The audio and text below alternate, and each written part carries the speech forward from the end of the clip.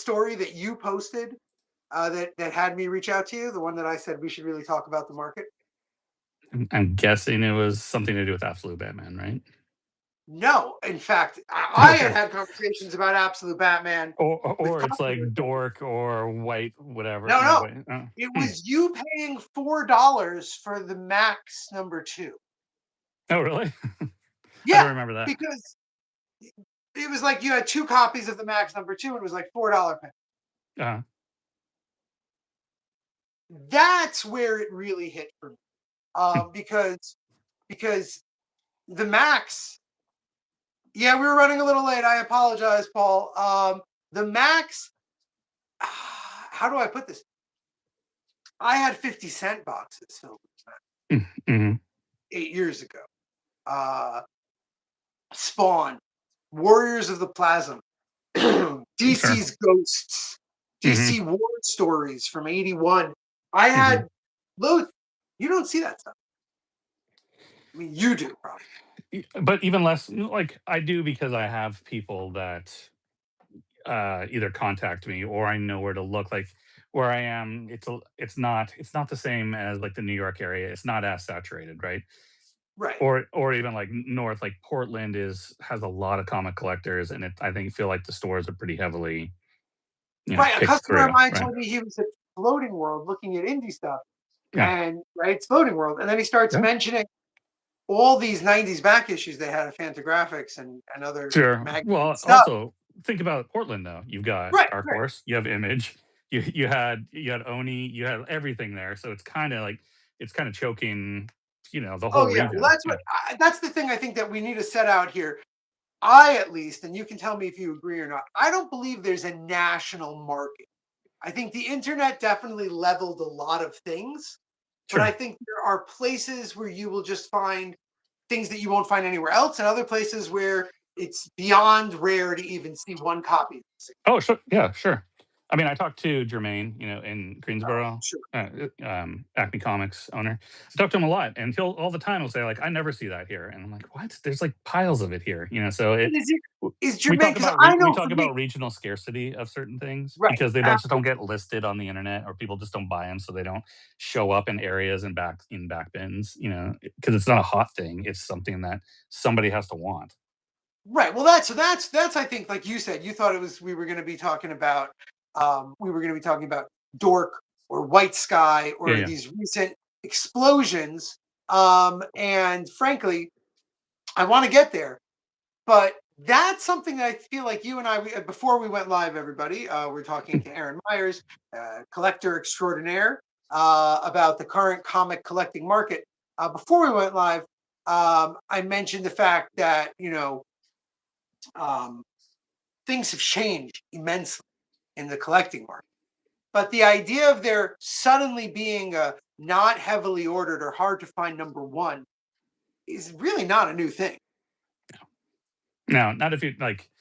I mean, for backstory, we grew up in the '90s, and that's pre-internet kind of speculative bubbles, right? Oh Of yeah. I mean, one of my vivid memories as like a teenager is going to a. I was visiting my cousins in Pennsylvania, one of our like rare I'm East gonna have Coast to walk trips. here because I forgot I left something going, but I'm Okay. listening. Um, and seeing Spawn number one on one, like we went to one of their card and comic shops and seeing Spawn number one for $50. This is Right. 1990. It Right. must have been Oh yeah. 1993 or four or something like that. And going like, wow, like what this, I go, oh, I've got one of those. That's going to be worth so much Right. money. Right. I Yeah. have this thing. Yes. Yeah. This and again, we grew up in the '90s. The '90s had there was a lot of like I know someone told me the story again. I did not grow up here on Long Island where my shop is, but someone told me a story of a specific shop in the area. And I mean, this is like one of those apocryphal comic stories that you always hear that during the Valiant boom, when the etched Valiant Chrome covers were coming out, the Sure. guy had an empty spot on his wall. Hmm. And if you came to him and said, "Oh," and it would say, "Oh, you missed this Valiant number, you missed Turok," Uh-huh. and you'd say, "Oh, I've got one. They're Hmm. $3.99. You can have it for 5." Right. And the guy Yeah. would buy it, and then he'd reach down for the stack of. So This Totally. is where it gets tricky because I have the same issue. Joe is one of my regulars. Paul is here. I know these guys know this well, but there are other people who don't know it. To put things in perspective, let's go through a brief uh, understanding of the actual scarcity of comic books. Hmm. Comic books are non-returnable, but at many different points throughout comics history, there has been a market of returnable comic books somewhere or another. Sure. Uh, 60s, the 70s had drugstores which were stripping covers and sending. So comics were published at the level of most magazines in their era, which meant far beyond what they could definitely sell. It was a mass printed thing. Yep. World War II is an interesting cutoff, worth because there was a paper shortage and there was pulping of paper. Right. So things that predate World War II have a sort of scarcity or rarity Because built in they were destroyed, not because they were because like destroyed. Superman was a small print run. It was in the Right, millions. exactly. It's just Superman everyone turned number them one. in to for the war effort. Right. If I recall, I read somewhere once that Superman number one, not Action Comics number one, but Superman Mm, number one was returned to press at least 4 times that they know of with no changes within like 3 weeks of its first printing. sure. Yeah, makes sense. Right. So Right. there's But millions. most of them are gone, not only Right, because of the age, but because of what happened to paper during that time. right.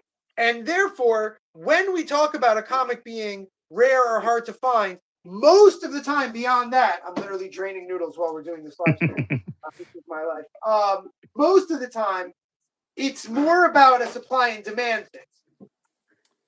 Sure. Yes, and it's also that supply and demand has in the age of the internet comes Right. around to it's like you get these ebbs and flows, right? It's like somebody sells something or somebody says it's rare and there's a bunch of sales initially because there's only a few listed because it wasn't hot then. And then, an hour to 2 days later there's a flood because everyone goes like, "Oh, that's worth money. Oh, I'm going to sell it."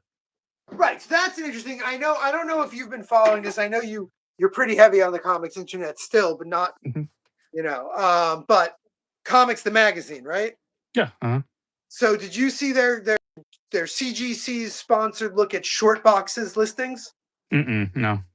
So in this comics the magazine's short boxed listings, which means things that were being moved and sold on the online platform Right. Shortbox, which is the CGC platform. Yeah. Um, the Which number one. I've known those guys. I think they built a really cool business. Like Oh, I from think I it's knew them brilliant. from the beginning. They I really smart about it. I'm Like, not. Anyone can tell you I'm very much not a fan of the CGC. right. I have some fun stories about that just from this week, which I think. Sorry, now I'm trying to get this thing back where it goes. I'm a mess.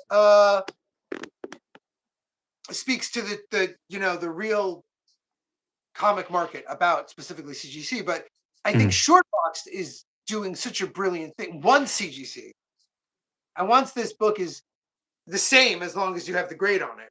Yeah. Everywhere. You can just trust it. Then the way they've done the exchange, the way they've done. So yeah, the Mhm. most exchange, the biggest thing on there, the number one thing, again, it doesn't say when the information's from, is X-Men number one, 9.8. X-Men number one from the 90s. Yes. Doesn't And it's surprise me. and the price is $67. Yeah, doesn't surprise me. But you know Because why though? Like it's almost like I have Pokemon. theories. Okay. I think it's like Pokemon. It's you get two groups of people. Even though it's the most heavily printed comic out there. Right. You have people our age who it's like, "Oh, well, X-Men number Who 1 own was the that one. coolest thing ever." Like, when that came Right. out, it's like, I wanted all 5 covers and all the special Right. that Absolutely. was the neatest thing. Like, it has such so people in their middle age want that touchstone. Our middle age. Yeah. Well, sorry. And then younger people go like, "Well, that's from the '90s. That's old. That's a cool and that's Jim Lee. That's pretty cool. And I'll pay Right. Right. $67 for that." Right. But that's what's interesting. I'm sorry, Paul. Shortboxed is a online CGC exchange sales market. Is that the best way to put it in the sentence there? Yeah, right. Yeah, it's just like it's like eBay, but they do a better job of vetting what's been sold and then passing that on to the buyer. Yeah. And it tracks in. It's almost they almost are attaching the blockchain to a CGC Yeah, sale. there's a whole chain It of custody tracks. for it and Yeah. making sure that it's authentic. And if it's not a graded comic, they have a whole checking system. So it's all reputational. Like It's much, they in built it my really good. opinion, it adds the layer of what CGC is actually lacking Yeah. as verified, certified comic. Almost like what CGC was originally intended for, right? Right, right. Like it was Before, never meant to keep that in the case. It was meant to be we're going to certify it so you can sell it on eBay. When the person gets it, they can crack it open, but they right, know this right. comic is in this condition. Well, I have a lot of I end up doing a lot of lecturing on the CGC to people who know nothing about comic books. I'll tell this story as the best explanation I think to what Shortbox does, but also because this is one of the stories I was going to tell. A guy's look in my is looking at my case, looking at the most expensive book in the case, which is X-Men. I believe it's 21 First Okay. Sentinel. Okay. 16. 16? 16. Yeah. And 14. he's looking at it. I don't No, he's looking on his phone, and he came in to pick up Jujutsu Kaisen for his kid. Kid came in. I didn't have the latest volume. Ordered it. Okay. Uh-huh. Right, guys, Hmm. just sitting there, does not looking at anything around him, not looking at all the comics. He's looking at what's in the case, and he goes, "So, why is this $300?" And I'm like, "Well, what do you mean?" I said, "It's the first Sentinel." Like, assuming he doesn't know anything. Yeah. I'm like, "It's the first Sentinel. And it's a pretty major villain for the X-Men. It appears in lots and lots of things, in the cartoon, in the movies." And it's an early issue. Yeah, and he Hmm. goes, "Well, no, but I mean, like, how can you have a price on it?" Hmm. And he goes, "Like, doesn't it have to get graded?" Yeah. Uh-huh. And I said, "What?" He goes, "Like, isn't it supposed to be certified before you can have a price on it?" Wow. And I'm like, How old is he? our age, Oh, maybe a little really? bit younger, maybe a Hmm. little bit younger, but Huh. no younger than 35 at the young. Interesting. Okay. Yeah. And I'm like, Sure. no. And I'm trying to explain what it is. He goes, no, I know it is. I'm like, oh, it's the CGC, right? He goes, right. And I'm like, they're just saying it's a certain condition. He goes, right. So who said this is this condition? Hmm. And I'm like, oh, I did. Uh-huh. And he went He's like, like, I'm a professional.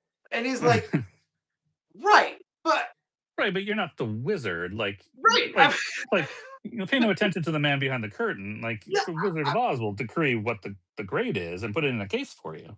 right. I'm literally just looking at this guy. I'm like, okay, so do you collect other thing? And he goes, oh, I collect gold, a little bit of cards, a little bit. I'm like, okay, so you know what the PSA is, right? He goes, yeah. I'm like, okay, so PSA is like an act, and I did my whole thing how PSA has Hmm. an actual rigid structure of how they grade, and the CGC it's commiserate to the number Sure. of copies they've seen in the thing. Hmm. If you dig on their website, they say once the book is moved out of our facility, we're not certifying the condition will stay the way that we're sending to you, Hmm. but that in a likely situation it Yeah. will. Because I've heard horror stories of people's insurance, Sure. Of you course. know, Yeah. before we had things like Shortbox, where Hmm. people were like, oh, I bought it at a store, and the store would go, oh, this book was CGC'd like 15 years ago. They actually don't stand by those grades anymore. All Yeah. this stuff. Well, Uh, you remember the whole thing with CDC saying we recommend getting regraded every 5 years. Like, yeah, I bet you do. yeah, it's like oh, but that's one of the things that I'm finding bizarre about collecting is you've got a humongous contingent of people who are looking at CGC Hmm. and comics as an asset to collect, to put aside Yes, just like coins, just like to coin, cards, like like stamps. and They in can't some all hit, but they're yeah, gonna go up because of scarcity and age. sure, yeah, or right, and just like I mean, I think you could think of it as stocks, right? There's blue chips that should stay within a certain range in theory, and they're always kind of just like keys, like they're always a key. It's always something that's semi desired, and then there's your volatile stocks, right? Your new one, Right. your absolute Batman number one that hey, maybe it is worth or Ultimate Fallout 4 or something like that, like or Right. Well, so I was Ultimate thinking about Fallout current stuff. I 4. was thinking, you remember Kanto, how hot Kanto was? Oh yeah. Oh yeah. Like people were paying 500, $1,000 for 90 because there was the rumor going around. Oh, so many of them got damaged in the print run. It's such a scarce print run. There's hardly any 9.8s. You got to get this now. Before What there was there was does anyone one care? yeah, there was one printing of Something is Killing the Children. Mhm. where they claimed like there was a difference in like the fifth issue or something. Is they did it's not a facsimile. They put a new ad in the back, Mm. Mhm. right? So that's the Sure. one, Right. and I'm like, and that's one of those we've talked about the ebb and flow Yeah. Right. already. That I remember when that was happening every 2 or 3 weeks there was some other number one that was, oh, they're getting about to get options, oh, they didn't print a lot of this, because, and this is what I see, at least Mm. that happens when a lot of other titles by major publishers um, are doing really well, are doing like big numbers. Absolute Batman's right now, Ultimate. Yeah. Stores have to order a lot of that, and they're ordering a little less of a maybe number one. Yes. I think it's also cyclical. I think you get these ebbs and flows of collectors who don't necessarily like comics. They like collecting, right? Right, It's not right, that they're sure. even like they might read things here and there, but really they're looking at like That's CGC actually the first boards. question. The first Mm. serious question I had today was from someone who's only been coming to my store for about a year. Okay. And she said, "Is every collector a reader? Is everyone going collecting because they love reading comics?" And I was like, "Oh, sweet summer child! Like, I like mean, I I love think that I you're think the happy best to way have." to collect is to do that. Like, you should love comics if you want to collect comics. Like, and you should be genuinely interested in the stories and like learning about creators and the Or at speculation and least everything the else kind of art, comes secondary. at least the art of the covers. I always tell Sure. people, if you're just buying this because you think it's a cool cover and you're gonna Yeah. put it in a frame or something, cool. Right. Sure. You at least appreciate it for something other than yeah. Let me look at the latest sales on this before I buy it, or let me look at the hot list. Before I pick out what I'm gonna buy. Yeah, no, I mean, look, I have customers who do that. I have customers who send me specific web accounts, social medias. Oh, here's the hot list. Can you hold this for me? And they do it Mhm. by FOC often, you know. Sure. All Uh, right. Well, then you're not out and anything. I'm like, yeah, Like man, we'll get it for you. right. Oh, Lizzie, hey, yeah, it was Lizzie's question. And Lizzie, here's the thing. I grew up, and Aaron, you can tell me if it was different, but I grew up. It was weird for a grown man to collect something unless they did it on like a very specific, almost whimsical way. You could be a Pez collector, but you had to have a Pez Sure. room. You Oh could yeah, yeah, collect yeah. teen Right. toys, but you had to know the history. You had to be hardcore. You had to be otaku. Yes. I mean, I would say every one of us who were even kids and older people who were very much at like the comic stores or the weekly people, a lot of us are on the spectrum, right? Oh well, It's sure. like I mean, that's there's an that's a whole obsession different. to right, but it's sort of an Where you obsession. It's connect, wanting to be into things, right? Like right? it's I'm a like older guys into comics. They're into comics because they were into them when they're a kid, and it's comics or trains or something else. Like it's Right, like right. this is what I'm passionate It's a about. hyperfixation. Right? Yeah, But what I was saying was I knew people like that. I knew tons of people like that. yeah. I think we both did grow up, and they had a collection of things they read. Hmm. But the people who were like the Superman collector had coins and plates and Sure. and Yes. Right. Yeah. old. A collector collected a. I collect Superman. I Yes. collect, Yes. you know, But you could have that. You could have that guy who's I collect Superman, but he also reads comics, right? no, So it's like absolutely, this is absolutely. my But my special point was, if collection, you were but I also like comic collecting, books. meant being you read comics and you collected comics because you read them and you collect them. Right. You like to get old ones. But oh, I'm a collector. Yeah, I look for really rare. I only get 10-cent comics. That's why I collect. I'm looking for EC runs to get. I'm trying to get action from the beginning. Like it was a. You didn't just. Oh, There I'm gonna. are I'm. there are interesting, like, rare, like, people who were both, though, like, I There do were think of, yes, yes. There's always one exceptions. he retired, so he sold the one of the stores here, but he bought Action 1 in 1982 for $6,000, and it was the most anyone had paid for Action 1. He didn't have $6,000. He had to take money a loan out from his parents. He had to, like, borrow money from friends, and he had to fly down to Hollywood, like, the story went, like, back in that those days, you get a sheet from auction houses with Right, what right, was right, up for auction. You would write in your bids, mail it back in, and then they would tell you, call you up and let you know if you won anything at the end of the month. It was $7,000 was the minimum bid on Action One. He wrote $6,000 in there just to say he made a bid on it. No one Yeah, else made any other I offers. He said, "Hey, I asked the guy if he would take 6,000." He said yes, and he's like, "Okay, well, give me a week, and I'll come up with the money." And like, I can't imagine what his parents thought then of like, you want how much to buy a comic book? But what year is it's this? because he had every other Superman comic except for Action One, and it's like, I need to finish this. I need to finish my action my action run. Okay, but if this let's say this is in 1978, right? Mhm. Right? It sounds because I know that they eventually started doing phone-ins for the auction. So in the Yeah. 80s. Uh-huh. So let's say it's Yeah. He 19, bought it. He bought it in '82. okay, 82. So let's say Yeah. it's 1982. To have action number 2, 3, and 4 was still pretty freaking impressive.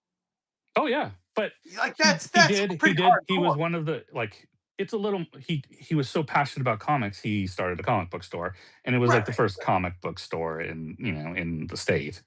Um, but because he'd been reading and buying comics, and you can still find comics in the area that when he was a kid, he would stamp his name, address, and phone number in his duplicates because they would get passed around, and it would say like, "I'm always looking for comics," and then people would call and say like, right. "Hey, Absolutely. That was the old I part. need adventure 542," and like, "Oh yeah, I got that," and "Hey, do you have Yeah, no, any?" there's Right. a couple of the old stores here that existed in the 80s. I get their boards and it'll say we're always But buying old. this is when he was like a 13-year-old kid, he would do this. Yeah, well, that's Like, just and can you different. imagine, like, doing that today? Like, that's back in the '50s, 50s and '60s, like, it's so crazy to look at letters in old comic books where it's got the kid's name, address, and everything. It's like, The what a Classics different world. Illustrated, the number of Classics Illustrated I have that have the filled in with like stuff checked off, and it's very Uh-huh. clear it was brought to a parent. Like, and I can get these right. Oh no, Yeah. sorry.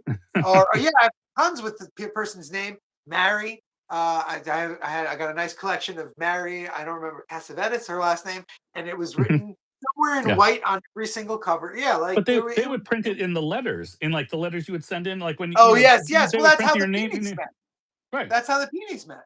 Yeah, yeah, right. They met Because through it's like, "Oh, I can contact him. Hey, I saw your letter and, adventure. I think you were right about that," or something, and people would yeah. I think they correspond, and commented on a Fantastic Four issue. mhm. Andy wrote a letter, and Richard was like, "This lady is right. Someone needs to tell her." I And know, he it's so that. crazy.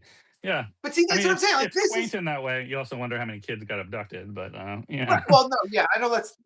But this is what I'm talking about. When we were growing up, I feel like if you bought comics, this is what you did. And I know I met Mhm, people who were like, oh well, occasionally I go to auction houses or estate sales, and I look for really old comics. I used to read mhm. them, and maybe they'll be worth something one day, but it wasn't considered like its own thing. Meanwhile, Yeah, now I have in my life, in my store, at least a dozen buy, sell, trade guys who will almost proudly tell you, I don't read comics. Or right, it's I just a used to read commodity. Yeah, comics and they got bad, but I know enough about them to make money. yeah. Right, flippers, yeah. Yeah, flippers. Mhm. There's one flipper who for quite a while in my store got the nickname Flipper McGee. That's just what we call him. It's just because he's Because the fun of that is not the comic, it's the find, and it's the resale.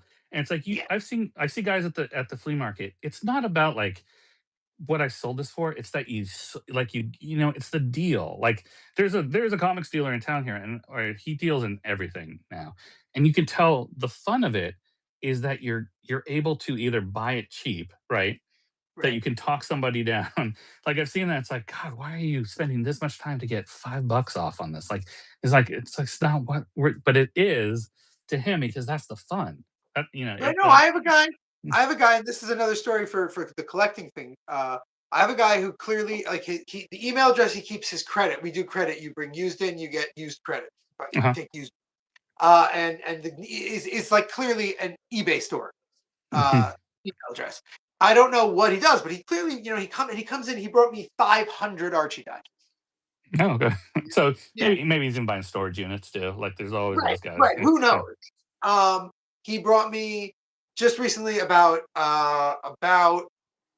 100 manga, mostly CMX manga. Oh, yeah, In okay. the early From the '90s, 2000s, the yeah. CM print of like really cheap Mhm. manga.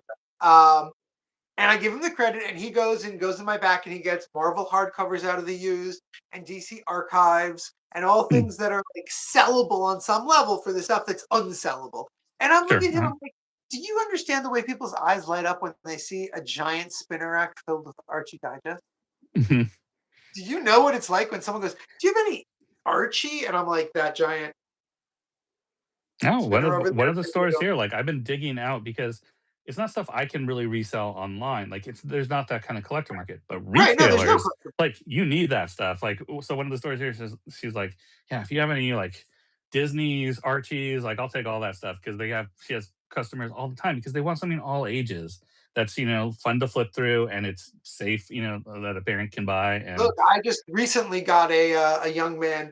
Speaking of hyperfixations, who's 100% hyperfixated on Lion King, and only the Lion King. He likes other Disney things, huh. but the Lion King is the only thing he really cares about. Hmm. And if someone like brought me Lion King comics, they wouldn't even go out on the shelf. This goes aside. They'd Yeah. be like here, and there's like 20 people who have something like that. Who I did. I have someone who Mhm. gets all the Joss Whedon stuff. I have someone who Yeah. gets all the and they go, nope, I've got these already. Thanks, and then they go and buy. Yeah. Yeah. But and that's No, part of being retail. every good retailer I know has that. They know their client, they know the people who are regulars, and they know like I'm gonna let this guy see Right, it which is first. why the whole flipping thing drives me crazy because like I don't even know what to do with these. Mhm, Like, what do you want to go? I'll look through everything. Thank you. mhm. But And I I like have to a do few that too. Like collectors. I like going Right, to no, a I have store. collectors that are Yeah, like that also. yeah. I That's mean, I I was like about to say I have this great I customer. I just did hope his that wife. this weekend. There's a store 45 minutes from here. So like every 5 to 6 weeks I go there. And they're really nice. They give me like as long as I pick out $500 worth of books, they give me 50% off, which is great. Totally good. Yeah. Like sometimes the pricing isn't what I would want to pay, but at 50% off, fine, totally good deal. And I will go through I'll because I have to dedicate like I'm going to spend 3 or 4 hours here, and I'm going to go Right through now, all the once boxes you went. again. I've got some lists, and as I'm picking them out, I know like this I can resell, this I want to keep, this I can resell, this I want to keep. So I'm already kind of like keeping that out because I flip stuff or I resell stuff to pay for everything I want to keep. Like This is why I literally was talking to people about why I'm talking to you, and I said because Aaron's collecting is pure collecting. yeah, You're yeah. you're you're flipping to get your collection to where you It's want it to be. and that's when I started. And it's like, oh, I want a lot of this stuff, and I can't spend our money on it, so I need to figure out a way to pay for this. And it was just like, well, I know some of these books are hot. Like if I keep pay attention to that, I started with what a lot of people are doing now, like buying hot books that were new books because I didn't know about vintage stuff really, or like kind of what were first appearances. Like I knew like some of that stuff from the '90s, but You I didn't didn't have the read and knowledge collect. you need to dive in. Not when I Yeah. was a kid, I just wanted to read comics, like, and comics were, like, when I could get them, so it wasn't like I lived I lived in a town that had, not to my knowledge, had some of the best comics available, in the world. I just didn't get exposed to them. Oh, Like, sure. Look, hey, I was going to bodegas and then the 90s boom of comic shops, and they were not selling me much that wasn't Marvel, DC, or Dark Horse. That's just, do you know who Bud Plant is? sure.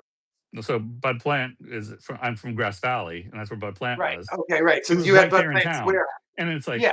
it's like I wish somebody would have like exposed me to all that European stuff that he was bringing in, but he just Well, did. It was I mean, all some of my favorite books are 80s indie books, and I didn't right. read them until the 2000s Yeah, because yeah.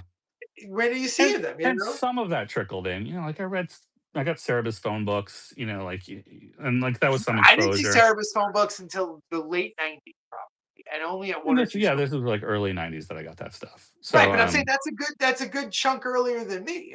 but like all the stuff that Bud Plant was bringing in was all that, like all the cool, like European stuff, but it was just Oh getting yeah, yeah. distributed other places. Like the stores in town weren't weren't dealing No, in all no, that. he was getting. Oh, what was that company?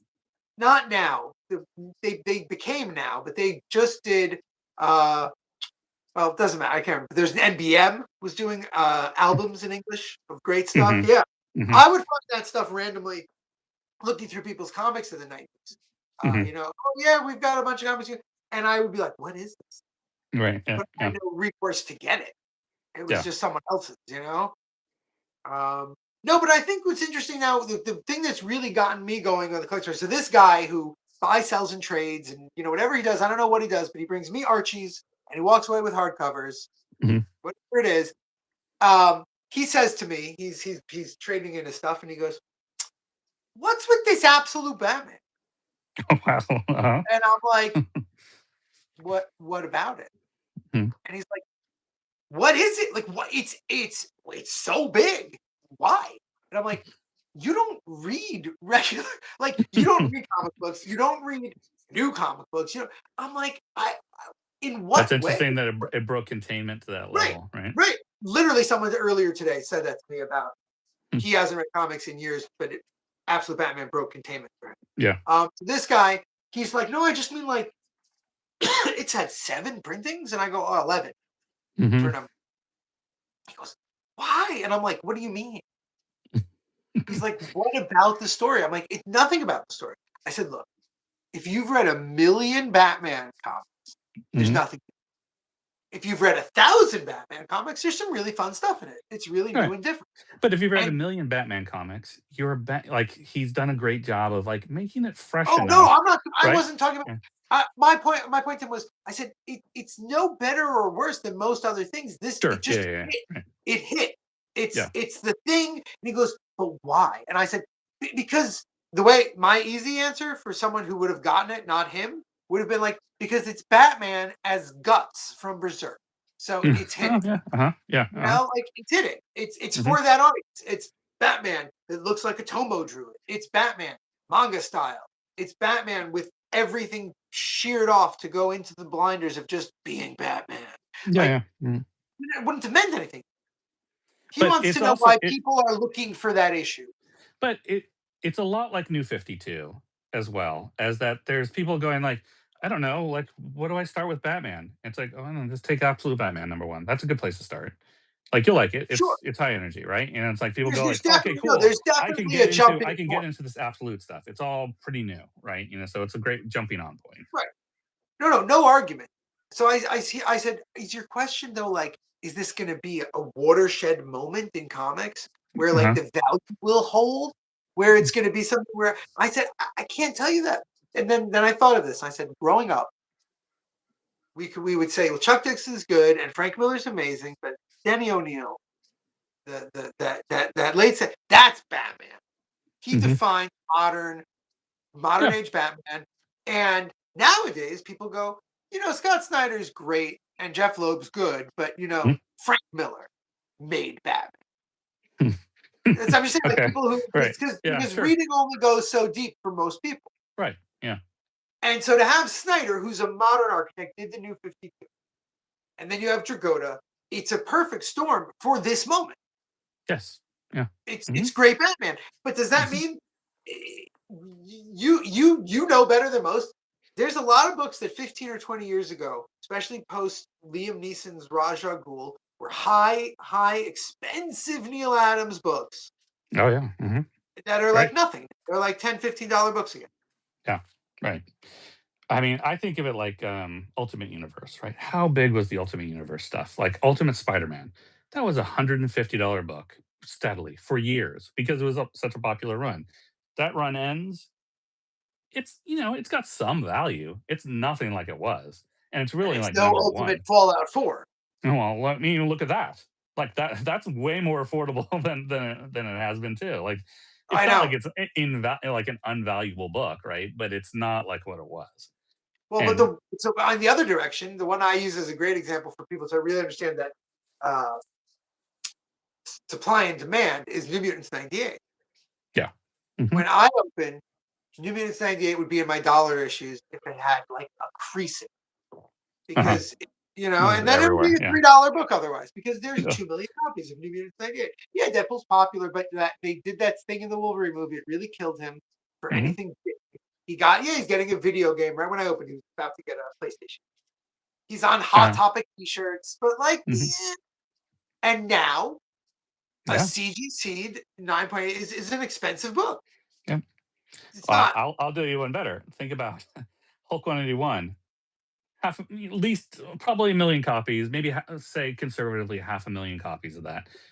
didn't matter. Like it was a dollar. It was it was a bargain bin book for for a decade until Wolverine, until Frank Miller, essentially, and then it started to get hot, but not till the late '90s, early Yeah. 2000s does it really start to. But I still bought my first copy, and that was an expensive book back then. A mid grade copy for $250.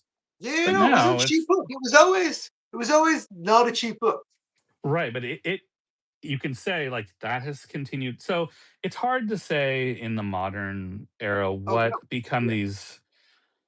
Like there could be a time where there's just all the New Mutants 98 have gotten beaten up or they're graded, right? And so it kind of has a pretty steady value to it. Right. But But X-Men number one. we're at 30 years with that.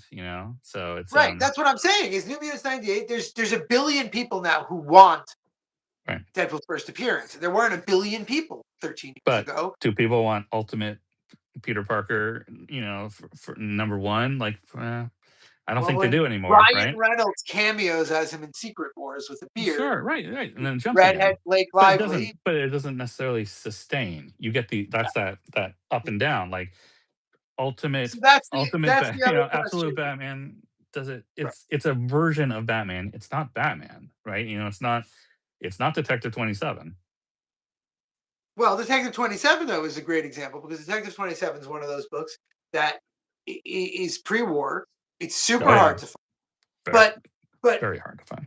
where it was is like it's astronomically in a different place. It's not a book you can just But find. that It's not a but book you that's can also buy. that's the whole collecting. That's all the collecting market, right? Like you could say that about like look at baseball cards too. Like a guy I Certain know things. for when he was a kid, he wanted all the Hall of Famers. So he bought, he buy and trade up and he collected everything too, but that was one of the collections he wanted to put together. So it's like he bought a Mickey Mantle, rookie, 52 tops rookie for this is in the 70s and it was probably equivalent to like $200 in trade. A lot of money back then. That card's worth $5 million in the condition he has it in minimum, because now it's iconic. It's not a Right. It's collectible. It's iconic. like iconic, right? Just like Action One is Well, it's that's why I think beyond it's that's beyond it's a commodity. Amazing 300. I think is its major claim to fame is the iconic cover more than any. Yes, but it's not old enough. Like No, it's not old enough maybe in yet. 50 years, who knows, right? Right. Well, that's the thing is I often get asked, well, what's a good investment? What's smart? I once had a guy come in and say, I just want all those first appearances. He owned a bunch of buildings in my area. He's not a Hmm. regular customer of mine. And he said, I just want all those first appearances and the best grade I can get it. And this is like 2023. And I'm like, I No, mean, like right in the height of I'm like, COVID this stuff. is Yeah. the. I said, look, you do stocks. This is the most saturated market right now. Right. You are literally looking to buy in when things are at their highest peak. That no one Yeah. sees, but it could. He goes, but it could just go up. He's like, just like the big ones, like Avengers number one. And I was like, no, but see, that's not even anyone's first appearance. Yeah. Right. Right. And he goes, what? I'm like, you want Amazing Fantasy 15? You want, He's like, okay, sure. And I'm like, so look, you're lucky. You live But on even Long look at like Island. the 2023 values of Amazing Fantasy Oh 15 no, versus now. Like everything has settled again because right? Oh, in theory life has returned to where people can travel and their disposable income has gone down. well, I just said to him, I said, we live on Long Island. You go into New York City, Metropolis Comics is Right. made for you. Totally. It is a Right. bespoke room with wood paneling where they have Yep. CGC books in the safe and they bring them to you and you can Yep. get these assets and put them in another safe. Right. Right. Yep. He's That like, they will that's all I'm cater to looking you. for. And I'm like, all right, Yeah. great. And I'm And happy those and things exist. over the long term, maybe even he bought it at 2023. If his plan is for the next 30 years, he's just going to Right. safe, he probably didn't lose any money. Probably could have put that money if he was really just thinking of as an investment into something else, but at least he didn't buy NFTs or something. So I guess it could Right. be worse. Yeah. Yeah. Oh, yeah. Paul, I was saying about Amazing Spider-Man 300. Well, I have a customer, he's a younger guy, real reader. He loves comics, but he likes so as he put it, he goes, well, I like to dabble a little. He goes, if I see something, it's a classic issue or it's a cover I really loved for years, I might like spend a little money on a nice one. And I'm Mhm. like, all right, that's cool. He goes, and he's like, but only if I could display it. I'm like, what do you mean? It's only if it's like I got a little one of those CGC holders, you know. Mhm. It's like it's got to be something that I want to show off. And I said, look, I'm all for you getting, completing your runs of stuff. She was looking back at series he had read in trade and getting all the issues and things like that. I'm like, Mhm. and you want to dip in and invest in something that's cool, especially if it looks good. To be the end of the story, this guy is like my biggest investor in our UV protective frames that I sell. Right. Yeah, yeah, He yeah. just puts his Uh-huh. comics that he loves. So I said, but if you wanted to invest in something that looked cool, you the same place where you put that comic, you get a little plinth, right? Just get yourself a little stand, and every time that you have $100, 200, go buy a gold chunk or a Keurig or a doubloon, and you just put Mhm. that on the plinth. You just have that little gold. And he looks at me, and I'm like, "What's your point?" I'm like, "How cool would that look? Mhm. Just Mhm. your little hoard." And he goes, "That's baller." That is, yeah. And every few months he mentions, he goes, "I really gotta get started on my goal. I gotta like." He's like, "I want." I'm like, 'Cause that to me, that sounds so much cooler than. I mean, I collect art and Right. and a lot of it. Like this is literally cut out of a magazine, Mhm. and this is someone's recreation of Alex Raymond. Like it's not, Mm. Mhm.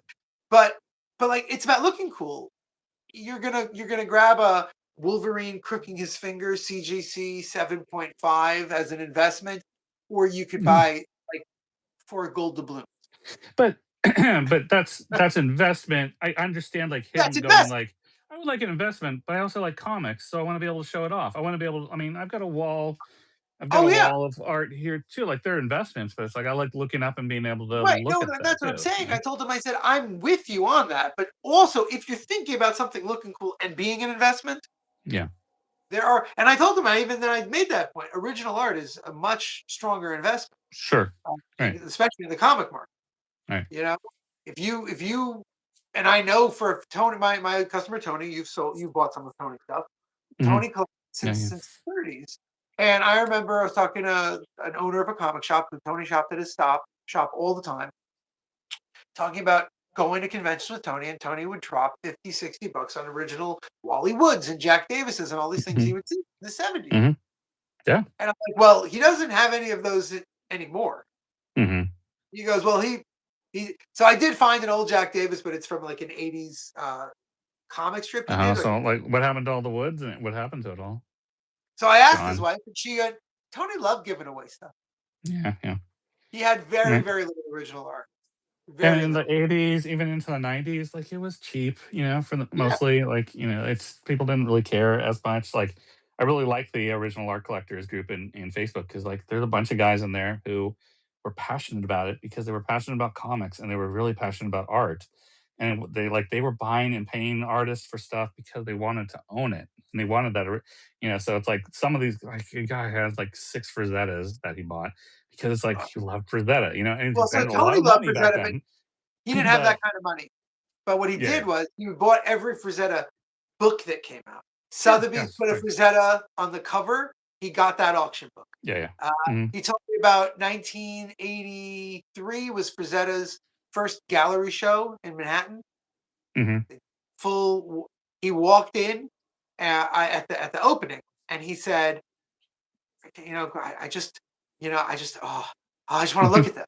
mhm, And they said, "Oh, yeah, we have a book. The art shows, you do a book. yeah, A mhm, book." And with he was telling me, he's like, he couldn't believe they were offering him this thing. He goes, mhm, "I can do this with all the Frazetta art in it?" yeah.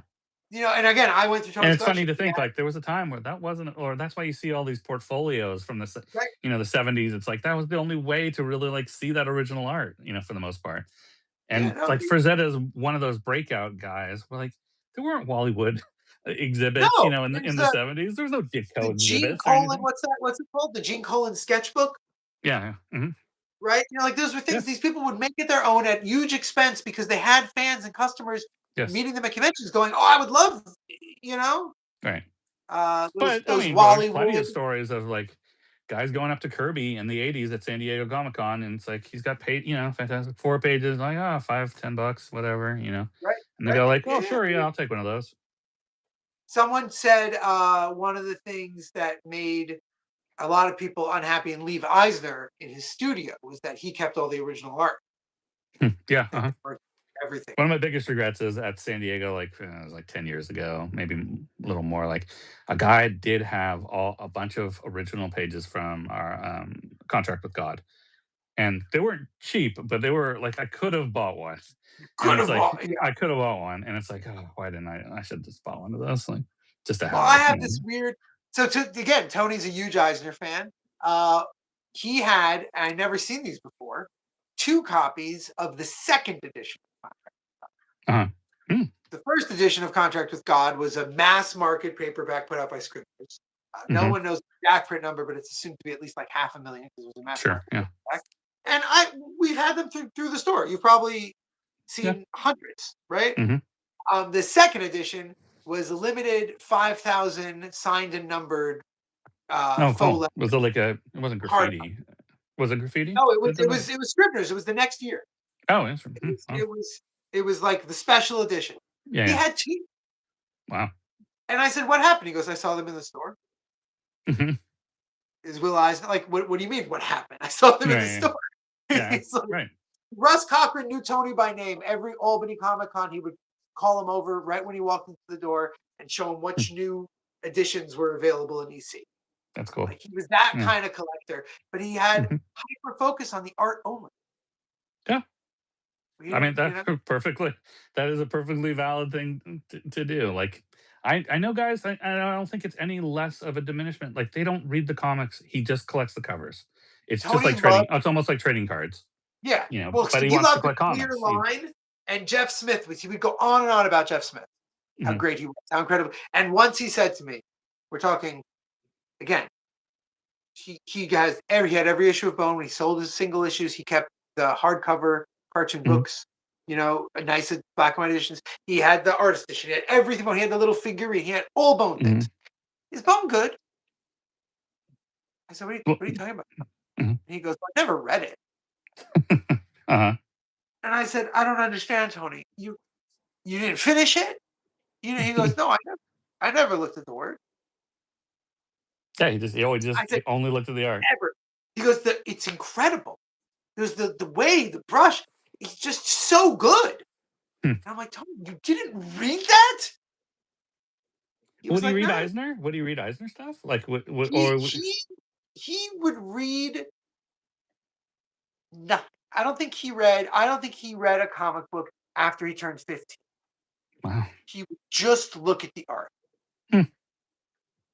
That's why artist editions blew his mind. When artist editions Yeah, came out, right. Yeah, they were his favorite thing in the world. I understand that. Yeah. I mean, I love them too. It's even though they're not cheap, it is the cheapest way to be able to own all that original ink pages, you know?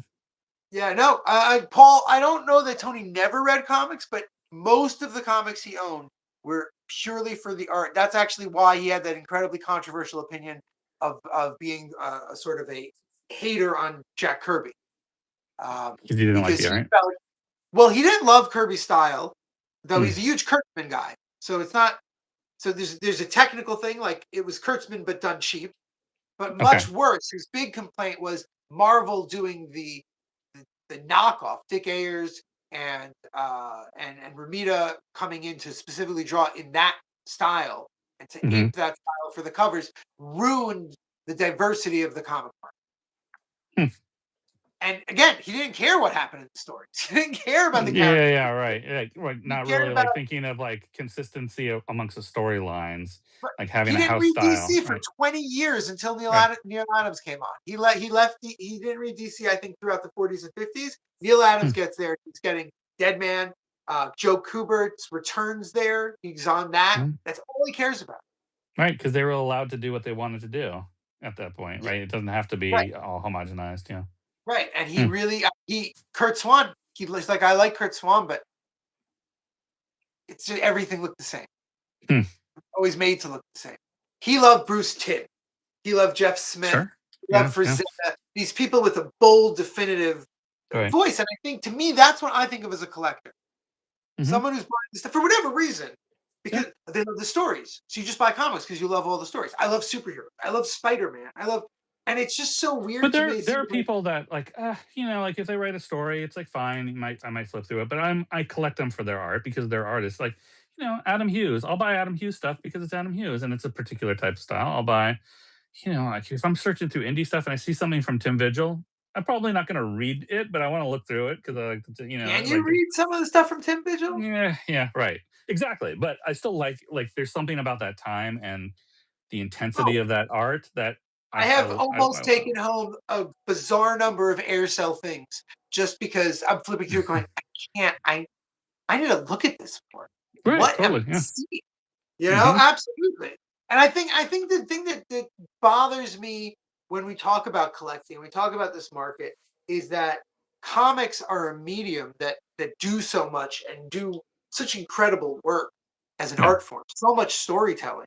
And to have that conflict, like no offense to baseball cards, but baseball cards are factual reports. It's a pretty limited, but I would say the hardcore baseball card collectors are there's a wide variety of why they might collect something, Oh but yeah, yeah, yeah, there's that's an what I'm saying. interesting I don't variation mean on to those things. diminish the collector. I just mean that Yeah, comics inherently, when you say comics, it's such a wide thing.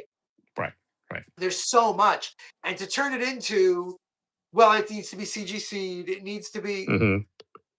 Although I love someone comes in and goes, "Oh yeah, I'm putting runs together of 30 things," or someone comes in Yeah. and goes, "I'm putting one run together." I had a guy come in. He goes, "What amazing Spider-Mans do you have between them?" He was like a bunch of random specs. So I'm like, "Oh, almost nothing." But Mhm. look, check it out. And he goes, "Yeah, that's all I'm doing. I'm doing an amazing run." And I'm like, "Hey, Yeah. I wish you luck. I'm like, did you try this place? Have you gone there? Like, have fun, man. No one's trying to stop you. I'm Mhm, all for mhm, it." But when someone comes in and they're like, "I want Avengers #1 and Amazing Fantasy 15 so that I have my investment," it's more difficult. mhm. Um, And, like, but look, 2021, 2022, there was a ton of that, like, it was the best time for me to build my own collection and fill my own runs in because I could buy up anything, and somebody was buying it because, "Oh, I'm gonna put this aside, it's an investment for when I retire." It's like, I guess, like, right. I don't know why you're paying this much for it, but Well, that's so that this leads to this is my biggest thing. This is actually, Aaron. Once I decided I was doing this is I have a bunch of questions for people that I think we're covering in a vague way, but this was the one that I really wanted to bring up. mhm, My theory currently is the reason the max is suddenly costing you money rather than mhm, just the whole giveaway. The reason it's hard to find the first 10 issues of Spawn is partly what you're saying.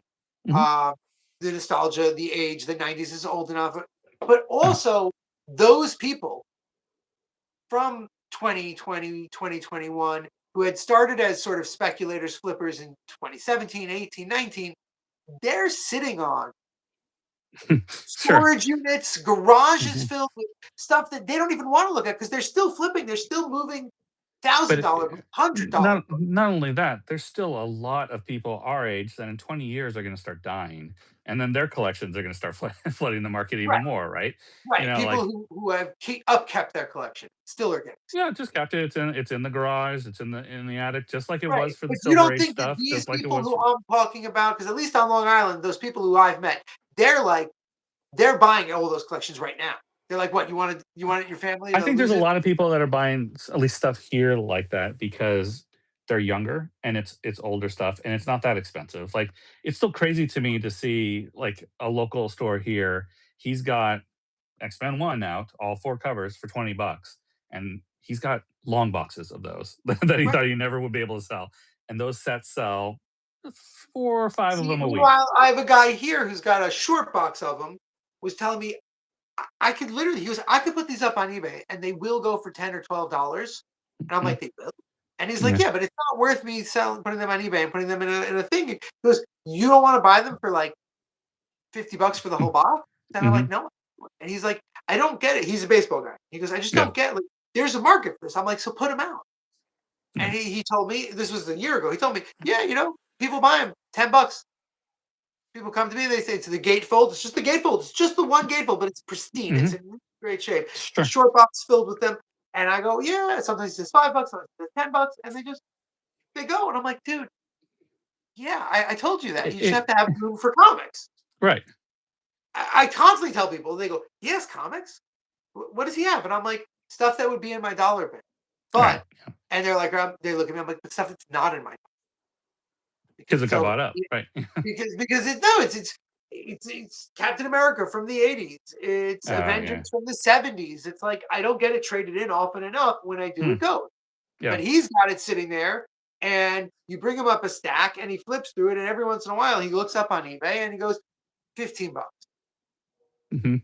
So people don't even want to deal with that. So it just sort of sits there. Yeah, yeah, You yeah. have a field day, and I can hear you. You're salivating there.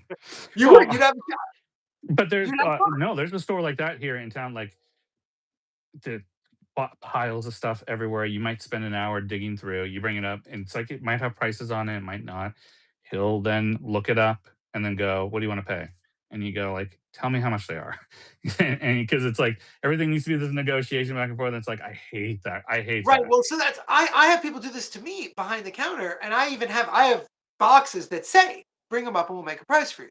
Uh, Because but what I that's do fine, is but it's different when it's like, yeah, yeah, if it's got a price, whatever, or plus, I'll make you a deal, and it's like, oh, man. Because right, also the other side of that, like for this story, is like, oh, I haven't read this yet, because it's like something that he thinks might be worth right, fucking. exactly, yeah, It's like, oh, right. So yeah, and that's the thing is that's where I never want to be that guy. I never yeah, want you. So I have people do this to me, and they're like, well, what's it going to be?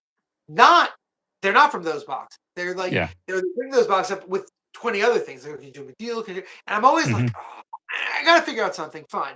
But hmm occasionally I have good customers like yourself, and I go, hmm oh hey, I'm not ready to price these X-Men books yet. You want to go through them and pull them out. So recently I had this, and I talked about it here on the live stream, and the guy watched the live stream, which is so funny. Um, he brought he went through these X-Men, and he pulled up every minor and major key. This is uh X-Men from like 80s through 90s. sure, And he had first Gambit, first Bishop, hmm first Hellions, for like he just pulled them all, along with a bunch of other issues. hmm And he's like, "So can we do a deal on these?" And I'm like, hmm "Dude, you pulled every." hmm He's like, "There's still great stuff in there." I'm like, "Yeah, there's great dollar and five You're right, dollars." right. He goes, "Yeah, but can we do?" And I'm like, "You tell me what you want to pay." It's like Mhm. because and he gave me a price, and I'm like, Mhm. and I'm looking at him. He's a sweet dude. He's a huge collector. He goes to tons of shops, like and I'm Yeah. like, "Sure." Sure, and I was miffed about it, like, I Mhm, don't wanna say mhm, I was angry at him, but it was just like, I put myself in that situation. mhm, I mhm. told him to go through, I told him to take it, I told him to name his price, Yeah. right, and Paul even remembers I did a whole episode on this. He's But watching me talk about it. also, you as a store owner, if he's a regular, he buys a lot of stuff from you. It's worth you for sometimes you get a win. You get a win today, Right, and more than that, because I said to you'll him come back and you'll buy more things from me. right, exactly, but I said to him on the live stream, "You saved me so much work Oh, because yeah, yeah. those are not books that just have a price. Right, right. Those are The books rest, that" like, what he right, left?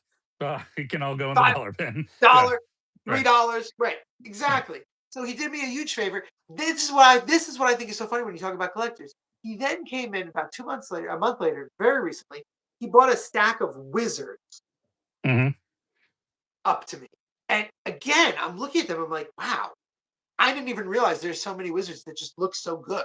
Oh, That yeah, have like totally, right, yeah. awesome. Mhm. No, again, there's lots of great, but he seemed to again, I'm looking at this and I'm like,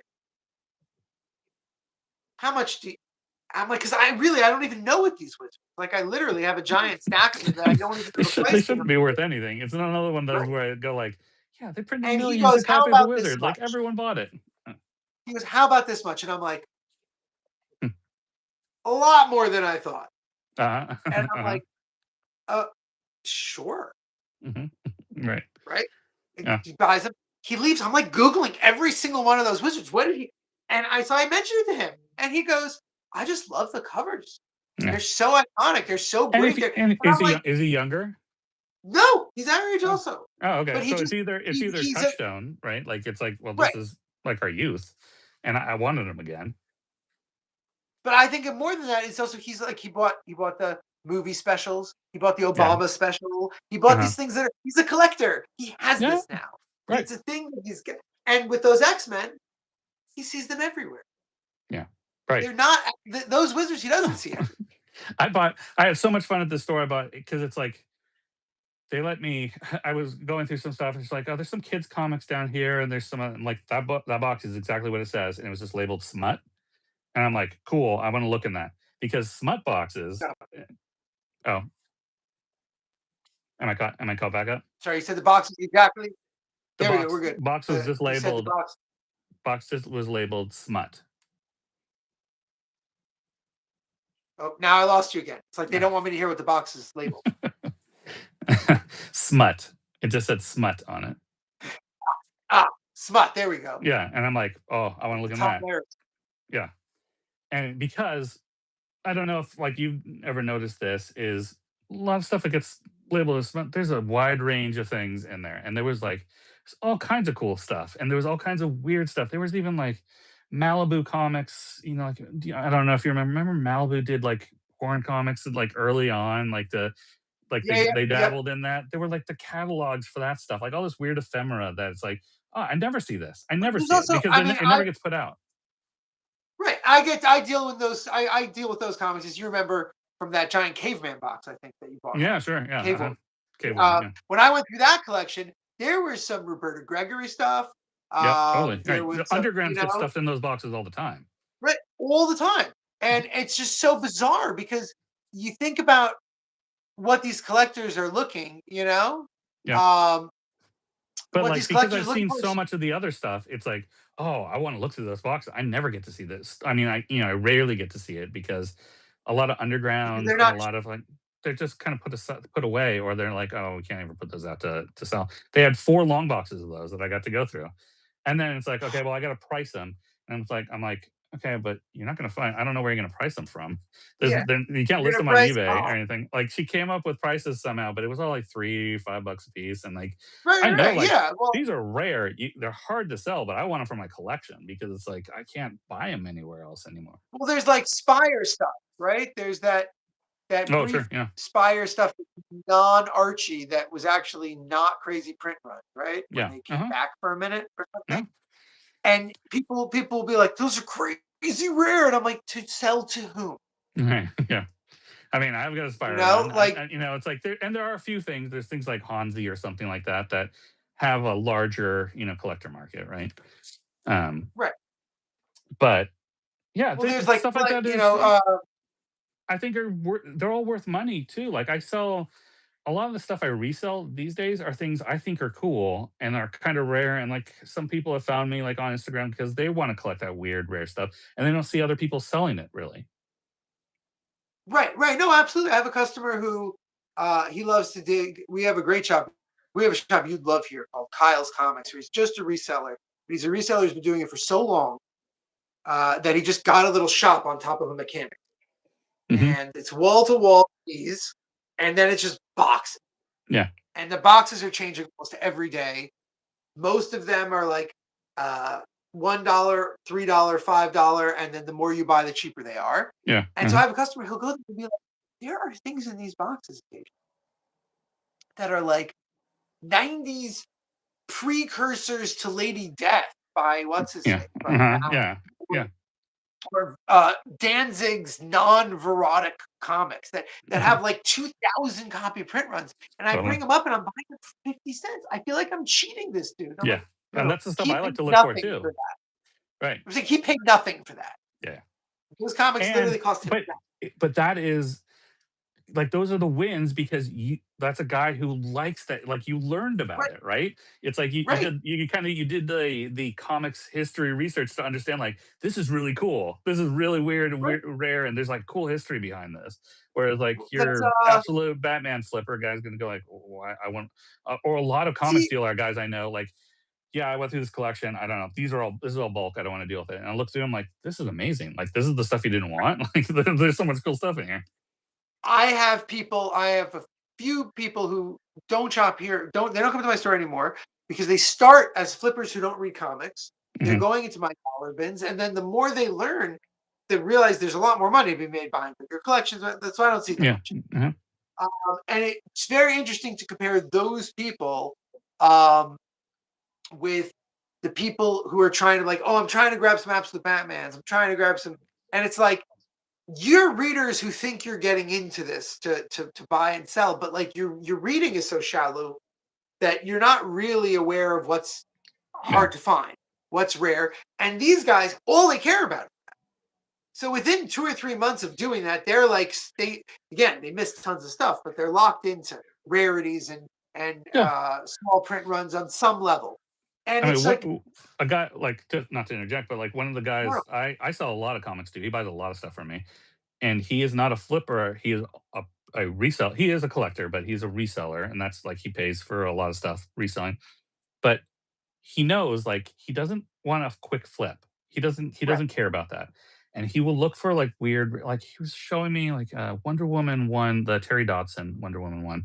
It's it's the first Donna Troy as Wonder Woman. But he's like, "Oh, Uh, I'm putting this up. I'm going to change the market on this because it was a newsstand edition, late newsstand, right? Pretty rare. And but he'll put it up for 150 bucks on eBay or 200 bucks on eBay and just let it sit. And someday it will sell. And someday that will change the market on it. it's like And- 3 times the price that right, you're. but he doesn't want to sell it now. He wants to sell it when it gets to the That's see, but price that that's somebody I will pay kind the of price he wants. I I kind of respect it. I have a customer, former customer, who he's a flipper. He was literally a stockbroker guy, and he was like, I was starting to play with stocks, and I said, no, not healthy. So I Mhm, went and got into comics to play with comics, mhm, literally. And he bought from me. I can't say who, someone who used to work at major comic companies when they still did comps, yeah. traded in boxes of comps, Mhm, mhm, boxes and boxes with every variant cover mhm. known to me from the early to mid 2000s. So I had all those Dodson Wonder Womans with Yeah. the black and white 1 in 50 as well, and the Mhm, right New 52 got in there a little bit. All these things with all these variants, and this guy spent, I want to say, hours, multiple trips going through those boxes trying to add, because I told him he could go through before I priced them. mhm. He came to me one time and he goes, so angry. Do you remember that Masters of the Universe I got? And I'm like, oh, right, that really rare one. It was the 1 in 500 Masters of the Universe 2007, I think, which was the The first image one? Was it from Image or DC. DC? Yeah. So it's the first action figure cover Okay. at DC ever, Uh-huh. ever. Long before they started making it into a thing. Yeah, yeah. It's apparently like a 1 in 100 or 1 in 1000 or so. Like it was, Sure. I looked it up. I couldn't find a sold one for the last 3 years. Mhm. Like, sure, it's rare, but it's not selling. So I sold Yeah. him for I think a couple $100 with a bunch of other stuff that was, and he goes to me, he goes, you remember that? I'm like, not really. Mhm, Like, you want to stack this big, but I remember that was the hardest one to price. mhm. So he goes, yeah, yeah, I sold to this guy for about more than double It's gotta be, right, yeah, right. uh-huh. He's like, you went and got it CGC, turned around and sold it for over $1,000 Mhm, mhm. because he had a buyer lined up. And he was mad about that? And I'm like, good for him. Right, yeah, He yeah. goes, he goes, no, what the hell, man? I lost. This is yeah, this yeah. I understand that mentality. That's the flea market guys of like, "Oh, I made a profit on that, but you made a profit too. Now I feel like I got You made a screwed." 100% Right, profit. yeah, I know. No, the guy I sell this stuff to, I've sold him I mean, I've sold him over the last decade, probably $500,000 in comics, right? Like back and forth, because he buys a lot of stuff from me, and it's like I make a profit on all of it, and he makes a profit on all of it, and he'll send me sometimes like sales. And it's like, oh, I remember that book. I sold that to you like 6 years ago, and he sold it for some astronomical price, but he sat on it and he But see, marketed that's it. also retail. Yeah, That's retail. yeah. Retail has that a lot. I remember one of my favorite recent anecdotes. I can't use the person's name, but Brian Hibbs did a tilting one of his tilting at windmills. Hmm. Uh, I love Brian Hibbs and I love tilting at windmills. But this was probably one of the most egregious ones he's ever done in recent years, where he was comparing the numbers of Deadpool Batman to Hmm. Batman. Hmm. Deadpool Batman, he basically sold through on because of the variant covers. Hmm.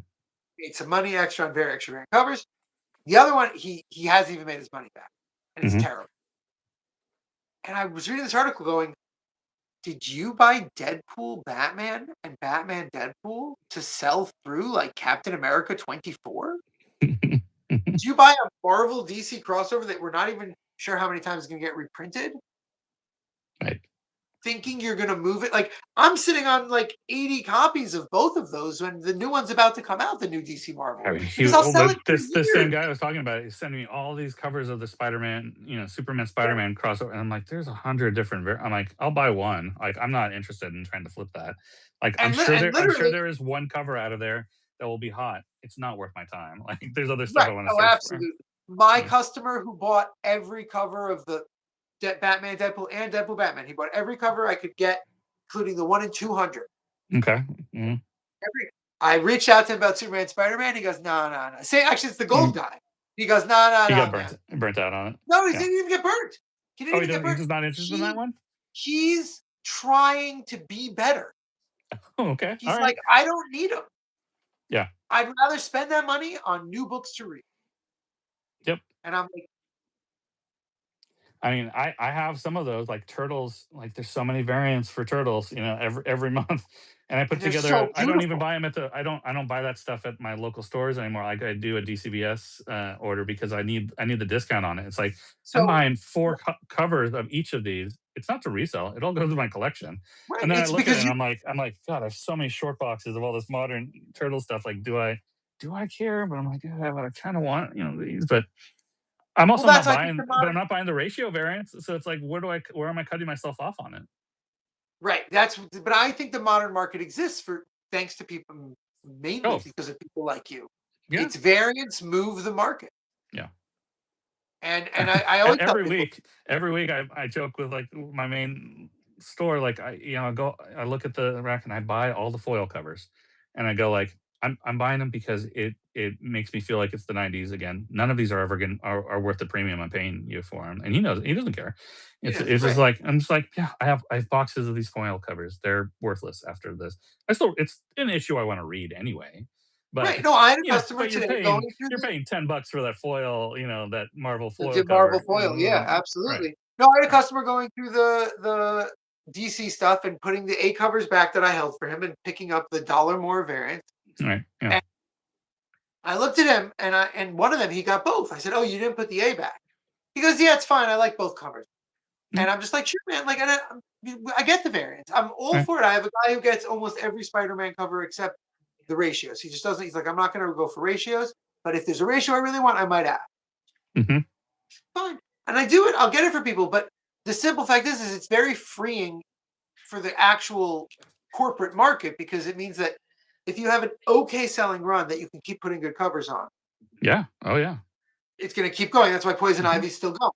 yep, That's why Supergirl is a big part of why Sophie Campbell Supergirl probably is continuing, and Batgirl and these books is because they have these variants.